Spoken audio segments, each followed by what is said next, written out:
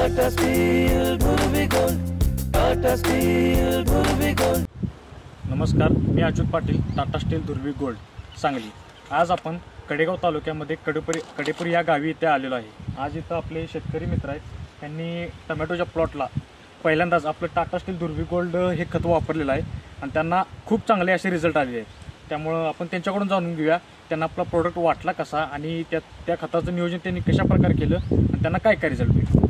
सगळ्यात पहिलं तुमचं नाव सांगा आणि आपलं खत तुम्हाला कसं वाटलं, तुम्ही काय काय तुम्हाला फरक जाणवला हे तुम्ही सविस्तर आपल्या शेतकरी बांधवांना सांगा। नमस्कार, माझं नाव अभिजित बापूसो यादव, मुक्काम पोस्ट कडेपूर, तालुका कडेगाव। टाटा ध्रुवी गोल्डचं पहिल्यांदाच प्रोडक्ट बघितलं आणि माझ्या शेतकरी मित्रांनी ते मला सजेस्ट केलं होतं। मी ते वापरलं। ते टमाटो लावताना पहिल्यांदाच मी ते बेसल डोसमध्ये वापरलं। त्याचा मला अधिकार काय हे नव्हतं, पण आता रिझल्ट एवढा एक नंबर आला आहे। त्यामुळे ते चांगल्या मुळ्याच फुटलेत। त्याचा हे पानाचा कलर, कुठेही टमाटोचं हे झालं, गळ झालेली नाही, फुलांची संख्या भरपूर आहे। हे आपण तुम्ही पाहू शकता। अशा प्रकारे ह्या टाटाचा रिझल्ट आहे। काळोखी फुलं हे चांगले आहेत। हे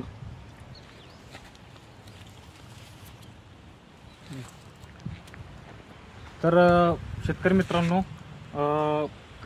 शेतकरी दादांनी आपलं पहिल्यांदाच खत वापरलेलं आहे टाटा स्टील ध्रुवी गोल्ड आणि यांना खूप चांगला रिझल्ट आला। तुम्ही बघू शकताय की टमॅटोची जाडी म्हणू शकताय किंवा फुलगळतीचं प्रमाण सुद्धा खूप कमी, अजिबात नाही, म्हणजे फुलगळतीचं प्रमाण सुद्धा कमी प्रमाणात झालेलं आहे इथं। नाहीच म्हणलं तरी चालतंय असं शेतकरी दादांचा आपल्याला फीडबॅक आहे आणि खूप चांगलं पीक इथं दिसतंय तुम्हाला आणि अप्रतिम असं रिझल्ट आलेले आहे। तुम्ही प्लॉट बघू शकताय।